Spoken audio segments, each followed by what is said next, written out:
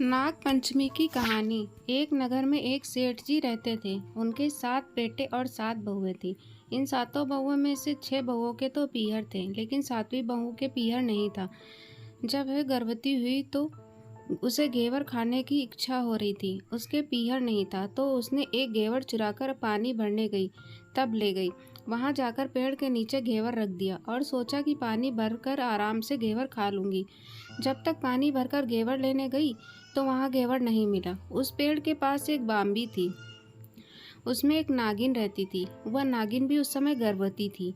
घेवर को देखकर नागिन की इच्छा उसे खाने की हुई और उसने घेवर खा लिया। उस नागिन ने सोचा कि यदि साहूकार की बहू मुझे गाली देगी तो मैं उसे डस लूंगी, और यदि कुछ नहीं कहेगी तो इस बिना पीहर की को पीहर दिखा दूंगी। साहूकार के बेटे की बहू ने कहा कि शायद कोई मेरी जैसी ही होगी जिसने यह घेवर खा लिया। ऐसा सुनकर नागिन बहुत खुश हुई और उसने अपने बेटों से कहा कि तुम इंसान का रूप बनाकर जाओ और साहूकार के बेटे की बहू को लेकर आओ। नागिन के बच्चे इंसान का रूप बनाकर साहूकार के घर चले गए।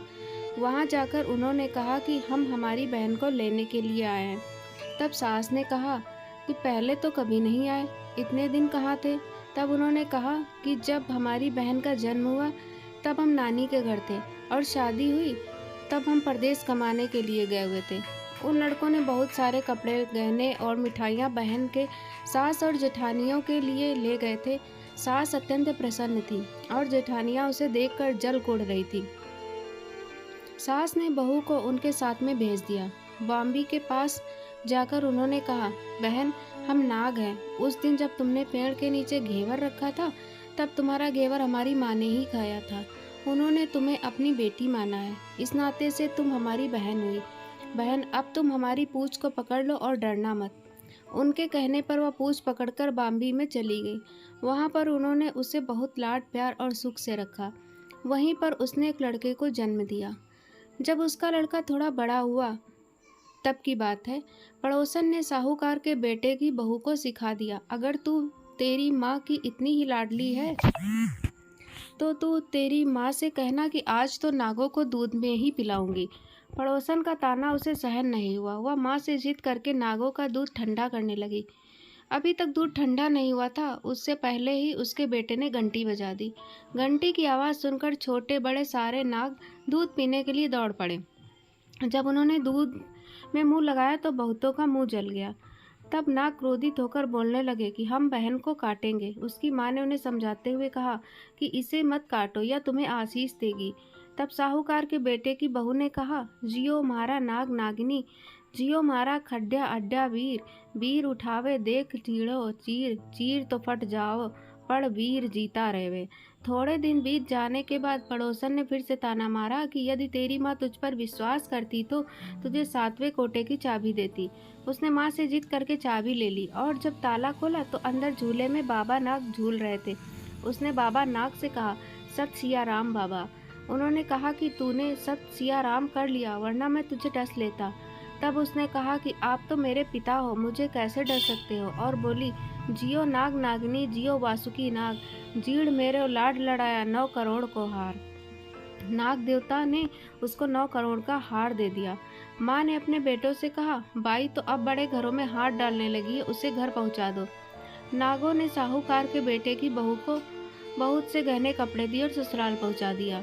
थोड़े दिनों की बात है, उसका बच्चा झाड़ू तोड़ रहा था। ताई ने कहा, झाड़ू मत तोड़, इतना तोड़ने का शौक है तो तेरे नाना मामा के यहाँ से लाया होता। सांपों ने सुन लिया। माँ से जाकर कहा। माँ ने कहा, 2 झाड़ू सोने की बनवाओ, 2 चांदी की बनवाओ और दे आओ। ताइयाँ देखकर जल गईं, कहने लगी, इसके तो ताने मारने से धन बढ़ता है। कुछ दिनों के बाद की बात है, बच्चा गेहूं बिखेर रहा था। ताई ने ताना मारा, गेहूं बिखेरने का शौक है तो नाना मामा से ले आता, हमारे यहाँ तो मत बिखेर। सांपों ने सुन लिया। जाकर माँ से कहा। माँ ने कहा, 2 बोरी दाने सोने के घड़ाओ, 2 बोरी दाने चांदी के घड़ाओ और दे आओ। ताइयाँ और जल गई, कहने लगी, इसे ताने मत मारो, इसका धन बढ़ता है। छोटी जेठानी लकड़ी लेने गई। वहाँ सांप था। उसने सोचा सबसे छोटी को भेजना चाहिए, सांप उसे खा जाएगा तो मुसीबत मिट जाएगी। छोटी बहू लकड़ी लेने गई तो वहाँ सांप बैठा था। बोली, भैया राम राम। सांप ने झट से बिछुए दे दिए। पहनकर छम छम करती चली आई। जेठानियाँ देखकर जल गई। 2-4 दिन बाद पान की गड्डियों में एक सांप देखा तो बड़ी जेठानी ने सबसे छोटी को पान लेने भेजा। उसने सोचा आज अवश्य सांप काट लेगा। सांप को देखकर छोटी बोली, भैया घर के क्या हाल चाल हैं? घर में सब ठीक तो है? सबको मेरा राम राम कहना। सांप ने मूंदड़ी पहना दी। जेठानियाँ फिर जल कुड़ गई। उसका पति दुकान से आया तब सिखा दिया कि तेरी बहू के तो सांप बिच्छू से दोस्ती है। साहूकार का बेटा अपनी बहू से रात को कहने लगा, सच सच बता, सांप बिच्छू तेरे क्या लगते हैं जो तुझे काट खाने के बजाय गहने देते हैं? बहू ने कहा, वो तो मेरे भाई भतीजे लगते हैं। फिर उसने सारी बात अपने पति को बताई। पति ने कहा, तो क्या तेरे भाई भतीजे तुम्हें ही बुलाते हैं? कभी अपने जवाई को यानी हमें तो बुलाते नहीं हैं। आने कोने में छुपे सांपों ने बात सुन ली तो जाकर अपनी माँ से कहा। माँ ने कहा, दोनों को बुला लाओ। वे इंसान का रूप बनाकर दोनों को व बच्चे को बुला लाए। खूब कपड़े गहने देकर तीनों को विदा किया। ऐसा समर्थ पीहर नाग पंचमी की कहानी कहने वाले को, नाग पंचमी की कहानी सुनने वाले को सबको मिले। जैसी अनपीहरी वो पहले रही थी, किसी को भी ना रखे। यह थी नाग पंचमी की कहानी। हम आशा करते हैं कि आपको नाग पंचमी की कहानी पसंद आई होगी। कृपया चैनल को सब्सक्राइब करना ना भूलें। जय हिंद।